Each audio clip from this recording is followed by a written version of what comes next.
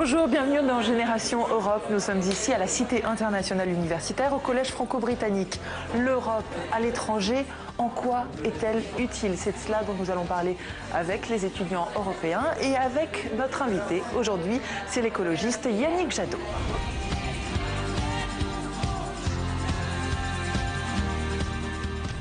Bonjour à tous. Alors, le fait de parler, rien que de parler de la place de l'Europe dans le monde aujourd'hui, est-ce que ça a un sens tout particulier quand on pense qu'on est en 2014 et qu'on est juste 100 ans après le début de la Première Guerre mondiale? C'est le centenaire, Jules. Ouais, 100 ans après la grande boucherie qui a été la Première Guerre mondiale, ça a un sens de parler de l'union des peuples européens, je pense.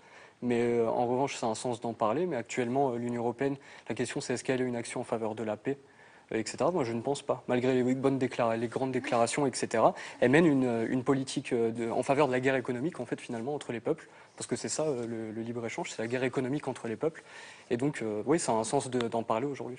Je ne suis James. pas du tout d'accord avec ce que tu dis, Jules. Je trouve que justement, l'objet de l'Union européenne, c'est de faire un développement économique ensemble au sein de l'Europe. Et je trouve que nous avons vraiment réussi à faire ça. Je trouve pas dans quel sens il y a une guerre économique entre les pays de l'Union. Le prix Nobel, c'est juste un exemple de... En 2012, quand l'Union européenne a reçu le prix Nobel. C'est un exemple du succès qu'on a atteint. Il n'y a pas un seul continent qui a réussi à atteindre un tel objectif. On est un vrai continent pacifique aujourd'hui.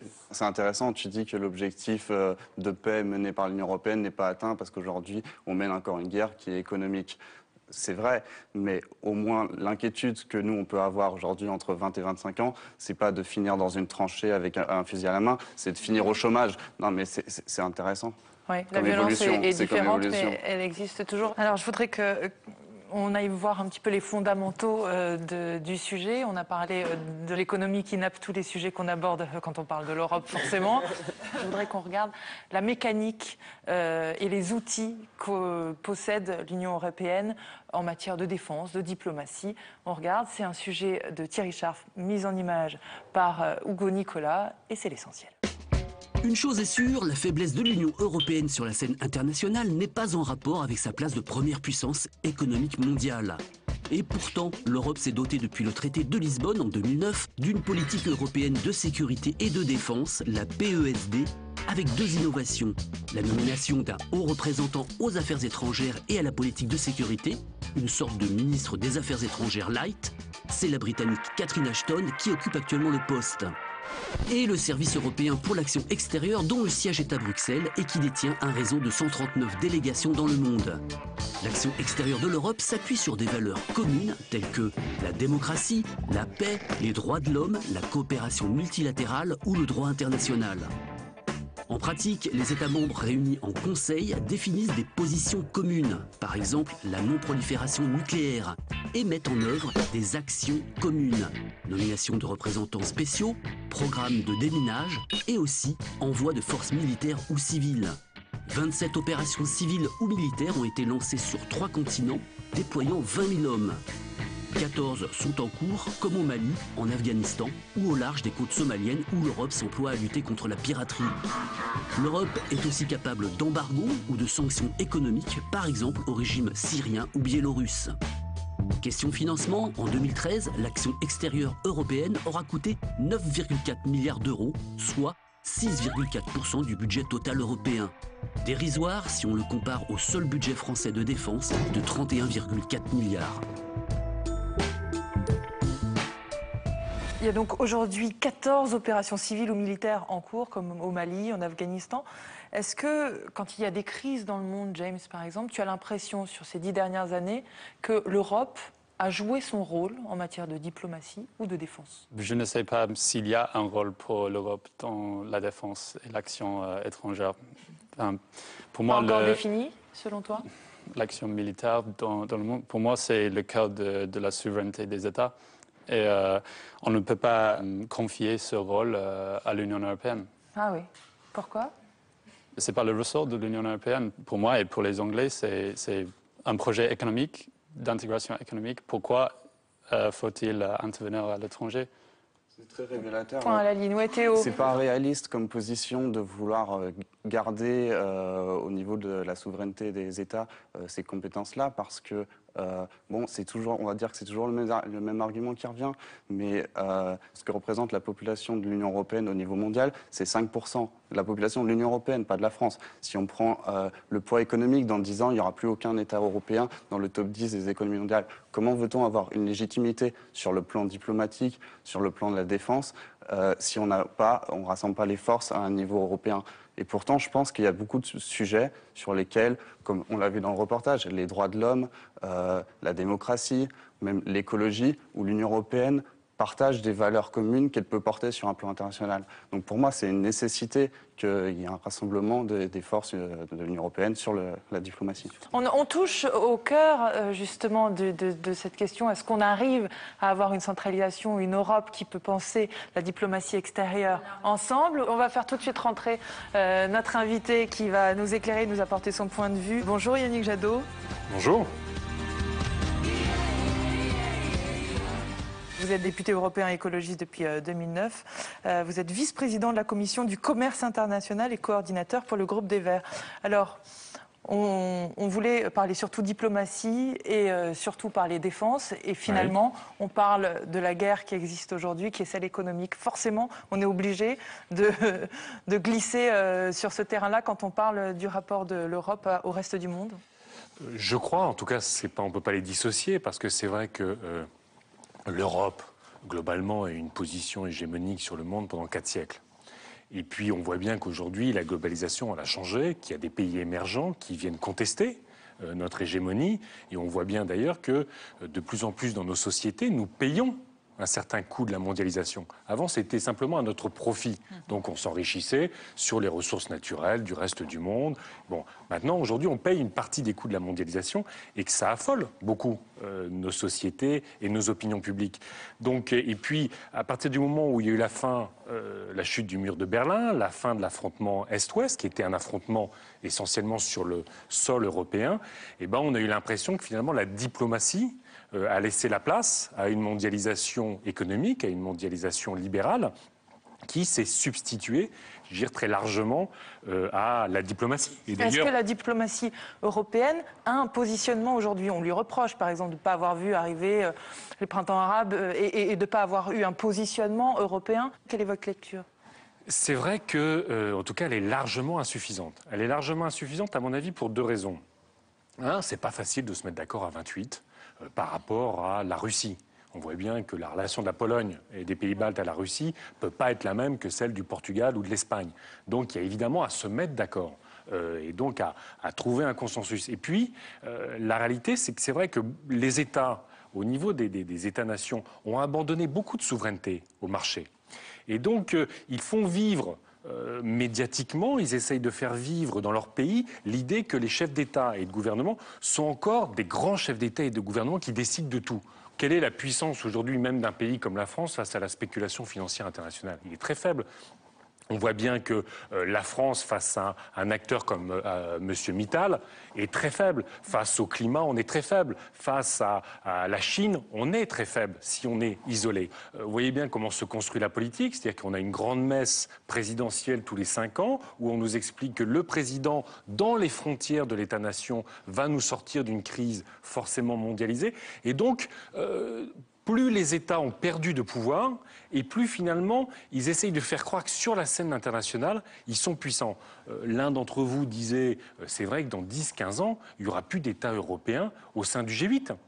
C'est vrai qu'on voit notre difficulté à peser sur les affaires du monde. Et donc, à la fois, cette résistance à avoir une politique commune de défense, une diplomatie commune, ce qui est parfois totalement aberrant. Est-ce qu'il faut avoir 25, 27 ambassades en Malaisie? On peut quand même sérieusement s'interroger. Alors, on va donner la parole à Lorraine. Je trouve que vous avez entièrement raison. C'est notre seul moyen, en fait, de faire un poids, de nous affirmer sur la scène internationale, surtout quand finalement, nous les Européens... C'est le seul moyen quoi, pardon? De nous unir, de mutualiser nos moyens, en termes, par exemple, des trucs très concrets, les ambassades. Il y a certaines ambassades déjà qui ont été créées, des franco-allemandes à certains endroits, donc c'est un premier pas. Mais en plus, on bénéficie d'un rôle, on a toujours été vus comme les médiateurs, enfin surtout depuis la manière dont on a résolu la Seconde Guerre mondiale.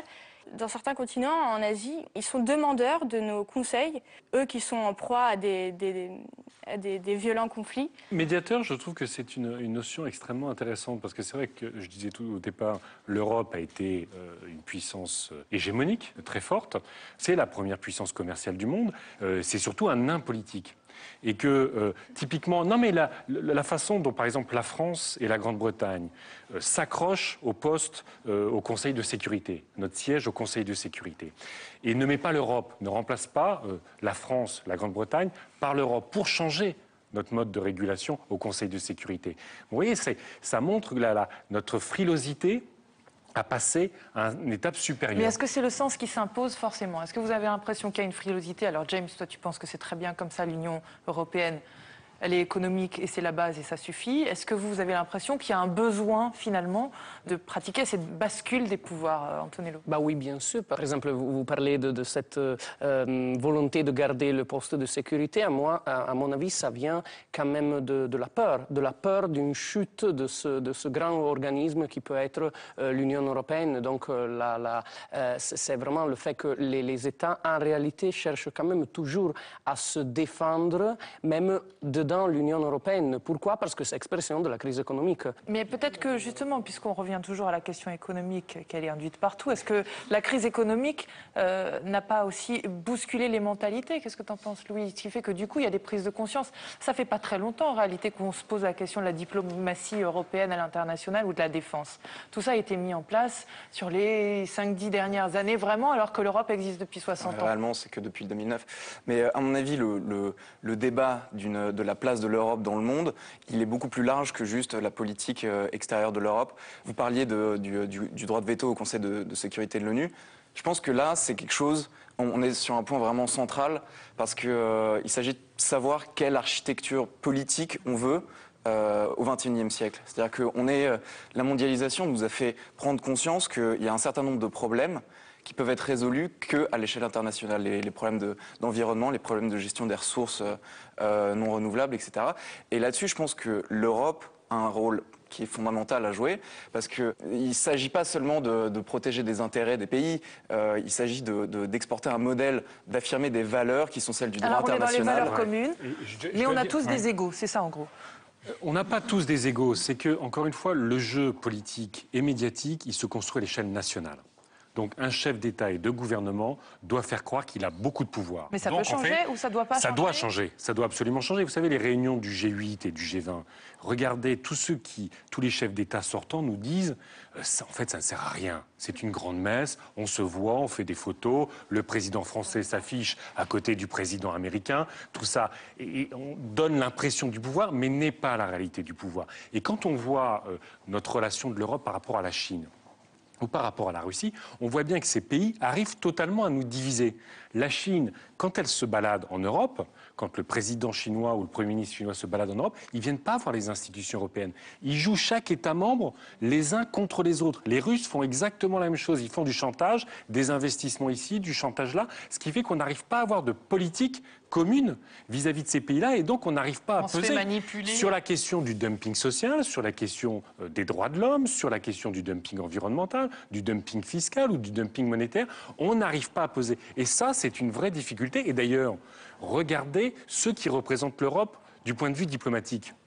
Lady Ashton, elle a quand même été choisie parce qu'elle ne fait d'ombre à personne.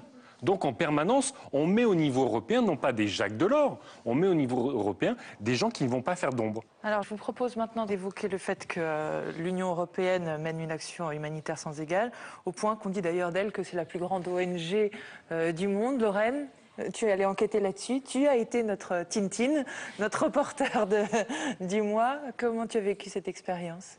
C'était très intéressant. Je savais que l'Union jouait déjà un rôle important en termes d'aide de développement et humanitaire, mais là, en allant rencontrer ces gens-là, je me suis rendu compte que vraiment c'était central dans leur aide. Pour le coup, ça fait plaisir de faire partie de l'Union européenne. Ah bah écoutez, super. On va tout de suite regarder le reportage de Lorraine, guidé par Thierry Scharf. Lorraine, 22 ans, se verrait bien diplomate. Un métier tout trouvé pour cette europhile fervente, née aux Pays-Bas et qui a fait ses études en partie en Angleterre. Et journaliste, ça lui irait bien aussi. L'Europe n'a ni armée, ni ministère des Affaires étrangères, et pourtant il y a un domaine dans lequel elle est hyper présente, c'est l'humanitaire. Pourquoi? Enquête. Et c'est parti pour la première interview en duplex de Bruxelles. Attention. Bonjour. Tout le monde est prêt? Oui, je suis prêt, pas de problème. Lorraine? Houston, we have a problem. Comment est-ce qu'on peut expliquer que l'Europe accorde autant d'importance à l'aide humanitaire et surtout financièrement?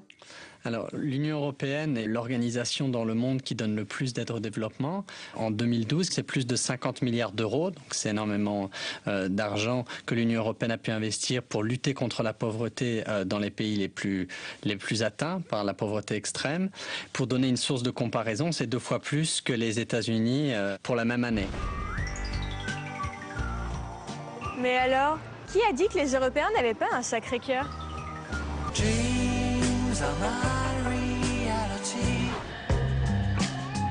Parmi les nombreuses ONG qui bénéficient des aides européennes, l'ONG française Agronomes et Vétérinaires sans frontières, engagée dans le programme Agir Sahel, un programme de développement destiné à venir en aide aux populations de cette région africaine, touchée notamment par la question des sécheresses. Aujourd'hui, dans le budget global d'Agronomes et Vétérinaires sans frontières, le financement européen représente 40% du budget. Donc vous voyez, c'est un financement essentiel, c'est le premier contributeur. Donc finalement, sans l'aide européenne, aucun de ces projets n'existerait. Donc sans l'Europe, pas de projet. Mais comment expliquer l'extrême générosité de l'Union européenne? J'ai rendez-vous avec Ronnie Broman, qui est pour moi la référence en la matière.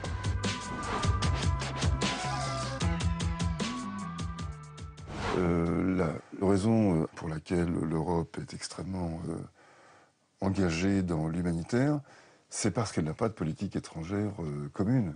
C'est parce que les désaccords entre les différentes nations qui la composent sont tels qu'il n'y a pas de synthèse possible. Mais on peut tout de même se réjouir qu'un pôle aussi important que l'Europe apporte des ressources à une action qui tout de même mérite d'être soutenue, doit être soutenue aussi bien par des particuliers que par des entités politiques.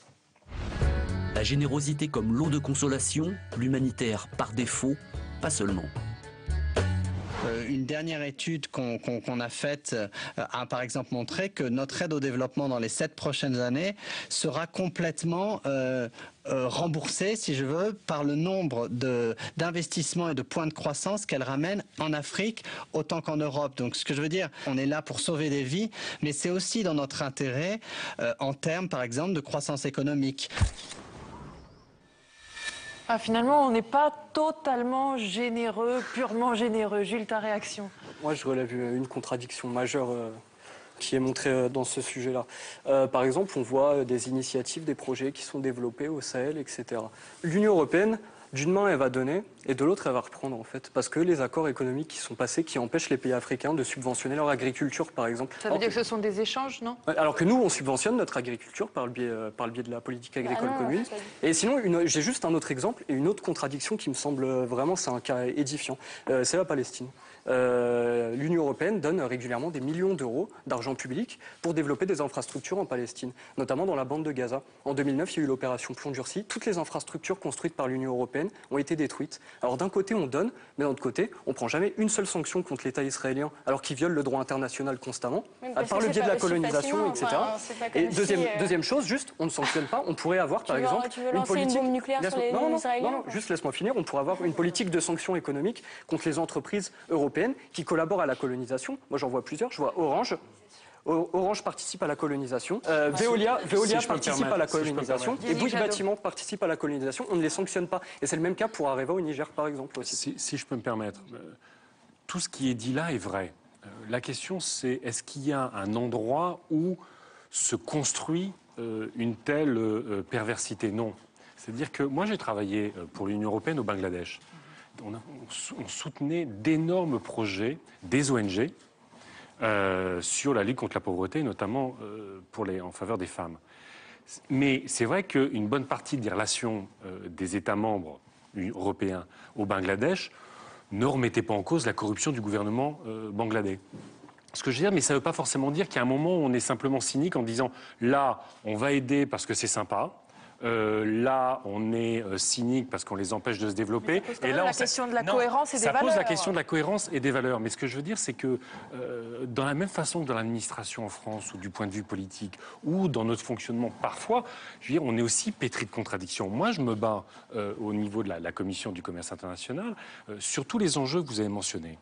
Y compris, il faut savoir quand même que l'Union européenne met en place aujourd'hui des vérifications très strictes sur les produits qui viennent des colonies, pour ce qui concerne la Palestine.